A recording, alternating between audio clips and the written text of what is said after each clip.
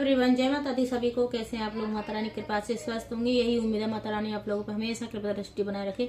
आइए जानते हैं वैकुंठ चतुर्थी किस दिन पड़ रही है, इसमें कितने दीपक का विधान होता है, हमें कैसे हरिहर मिलन कराना होता है, और जो बेलपत्र और जो तुलसी दल चढ़ाया जाता है उसका हमें क्या करना होता है। अगर किसी बच्चे का विवेक थोड़ा खराब है या मंद बुद्धि का है तो उसको हमें किस प्रकार से कैसे सही करना होता है।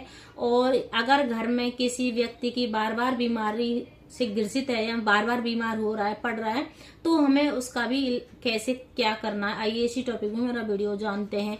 4 नवंबर को वैकुंठ चतुर्थी पड़ेगी। तो वैसे आरंभ हो रहा है दोपहर के 2 बजे से और समापन हो रहा है 10:30 बजे तक। 10:36 पे समापन हो रहा है। तो हमें वैकुंठ चतुर्थी के दिन जो भी हम पूजा अर्चना करते हैं वो हमारा सारा लगता है। बोला जाता है जो हमारे पाप होते हैं इनसे हमें मुक्ति का दिन होता है, मुक्ति मिलती है इस दिन। वैकुंठ के 24 घंटे पट खुले रहते हैं इस दिन। अगर कोई भी इस दिन वैकुंठ के लिए जाता है या कोई भी, उसके सारे पाप नष्ट हो जाते हैं। तो हमें अब इसमें हमें कैसे पूजा पाठ करनी है, इसमें शिवलिंग का हमें कैसे और हरिहर मिलन कराना है। तो हमें जैसे घर में शिवलिंग होता है या किसी मंदिर में जाके हमें शिवलिंग का मिलन कराना है। अगर घर में भगवान लड्डू गोपाल की तस्वीर है या फोटो फ्रेम है या हमारे पास शालिग्राम भगवान है, या अगर ये भी नहीं है तो हम भगवान विष्णु की कोई भी फ्रेम है तो उससे भी हम मिलन करा सकते हैं। वैसे आजकल हर किसी के घर में छोटे शिवलिंग हर किसी के मिल जाते हैं। हमें शिवलिंग पे अपने घर में है तो उन पे करा लेना है या मंदिर में जाके भी करा सकते हैं। तो हमें बेलपत्र लेने, एक तुलसी दल ले लेना है और भगवान शिव पे एक बेलपत्र चढ़ाना है और तुलसी दल हमें लड्डू गोपाल पे चढ़ाना है। हमें एक घी का दीपक जला लेना है। वहां पे जो अपनी जो मन की कामना है करते हुए हमें बेलपत्र चढ़ानी है और तुलसी दल चढ़ाना है। फिर उनको उठा के हमें जो तुलसी दल है लड्डू गोपाल से उठा के हमें शिवलिंग पर चढ़ाना है, अपने मन की कामना को बोलना है। और शिवलिंग से जो बेलपत्र है वो लेके हमें लड्डू गोपाल पे चढ़ानी है और जो अपनी मन की कामना उस जगह हमको बोलनी है। और वो बेलपत्र या तो हमें पूजा के कुछ और 14 दीपक का विधान होता है। हमें 14 दीपक मध्य रात्रि में ही जलाए जाते हैं। 11 बजे से 12:30 बजे तक हमें ये पूजा करनी होती है और इसी बीच में हमें दीपक जलाए जाते हैं। बोला जाता है वो पूरे कार्तिक महीने में सुबह शाम पूजा की जाती है। शाम को भी दीप का बहुत महत्व होता है, सुबह भी। तो इस टाइम हमें वैकुंठ चतुर्थी के दिन मध्य रात्रि का जो दीपदान होता है सबसे महत्वपूर्ण माना गया है। अगर हम मध्य रात्रि को करते हैं तो 11 बजे से 12:30 बजे के आसपास मध्य रात्रि होती है, इसमें हमें दीपदान करना है। 14 दीप का बहुत विशेष महत्व होता है। जैसे धनतेरस के दिन 13 दीपक का होता है, एकादशी के दिन 11 दीपक का होता है। वैकुंठ चतुर्थी के दिन हमें 14 दीपक का विधान है। तो इसमें हम साल में एक बार आती है, तो इस दिन हमें पूरे विधि विधान से हमें ये पूजा करनी, जिससे हमारे सारे पापों से हमें मुक्ति मिल जाए। फिर इसको जैसे किसी बच्चे का विवेक ऐसा मतलब मंद है या तो हमें उस करना क्या है, बेलपत्र और जो तुलसी दल है अपने अच्छे से संभाल के रखना है। तो अगर किसी बच्चे को भी शहद में डाल के उसको भी चटा सकते हैं तो उससे बुद्धि तेज होने लग जाती है। अगर बच्चे आपके घर में सही सलामत है, सब चीज सही है, तो उसको तिजोरी में भी रख सकते हैं, जिससे धन का अभाव बढ़ता है और उन्नति के रास्ते जगह जगह से खुलते हैं। तो अपने घर में भी उसको अच्छे से संभाल के रखना 1 साल के लिए। वैकुंठ चतुर्थी 1 साल में एक ही बार आती है।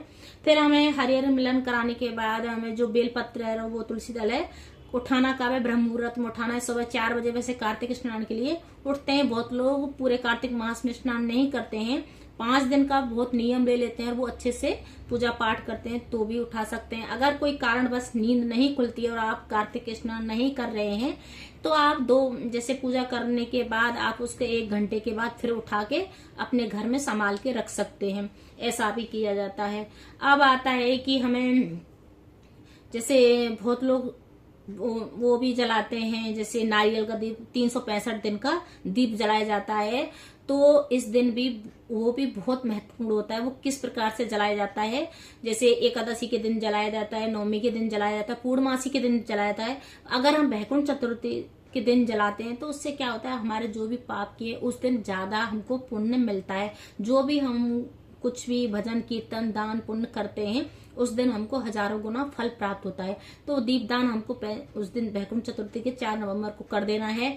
वैसे पूर्णमासी को भी कर सकते हैं जिनको करना है, पर वैकुंठ चतुर्थी को दुगना लाभ मिलता है तो हम दुगना लाभ ही उठाएंगे। उस दिन आपको मध्यरात्रि में कर देना। भगवान शिव के सामने कर सकते हैं या तुलसी माता के सामने कर सकते हैं इस दीप को।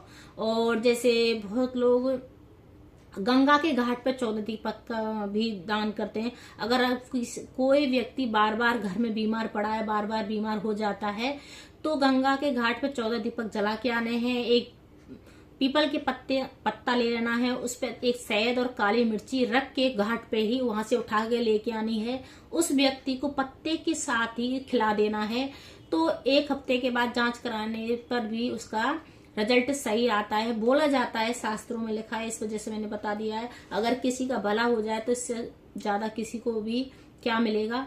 और जैसे बोला जाता है कि 14 दीपक किस किस जगह जलाने चाहिए, तो हमें 14 दीपक सबसे पहले अपने घर के गेट पर जलाना चाहिए, घर के मंदिर में जलाना चाहिए। और मंदिर में तो खैर डेली जलाते हैं, घर के मंदिर में जलाना चाहिए। और जो हमारा नल या मटका होता है उसके पास जलाना चाहिए। और फिर उसके 14 दीपक से ऐसे घर जो बेलपत्र है उसके पेड़ के नीचे जला सकते हैं, तुलसी माता है उसके क्यारे में जला सकते हैं, और आकाश को भी दीपदान कर सकते हैं, और भगवान शिव हैं उनके पास जला सकते हैं। जैसे मतलब 14 दीपक इस हिसाब से आप जला सकते हैं। और जल में जरूर, जैसे जल का भी दीपदान बहुत बड़ा महत्व होता है। अगर हम जल का दीपदान कराते हैं, किसी घाट पे जाके दीपदान करते हैं तो बहुत बड़ा महत्व होता है। अब घाट के तो आसपास हम रहते नहीं हैं, तो हम जैसे एक मतलब पानी भर लेते हैं, एक परात लेके जो होती है उसमें पानी भर लेते हैं, गंगा जल डाल लेते हैं, तो वो भी एक शुद्ध जल हो जाता है और उसमें भी हम दीपदान कर सकते हैं। तो उससे भी हमको जैसे नदी के घाट पे हम दीपदान करके आते हैं उसका भी हमको फल प्राप्त हो जाता है। अगर मेरी वीडियो अच्छी लगे तो लाइक करें, शेयर करें, कमेंट करें, सब्सक्राइब करें। हर हर महादेव कमेंट में जरूर लिखें। इस दिन हरिहर मिलन है, बहुत ज्यादा लाभकारी है, बहुत ज्यादा फल मिलने वाला है। तो इस वीडियो को ज्यादा से ज्यादा फॉरवर्ड करें, लोगों को भी पता चलना चाहिए कि वैकुंठ चतुर्थी के दिन हमको कितना बड़ा लाभ मिलने वाला है और कैसे हमें पूजा पाठ करनी होती है और क्या क्या होता है इस दिन।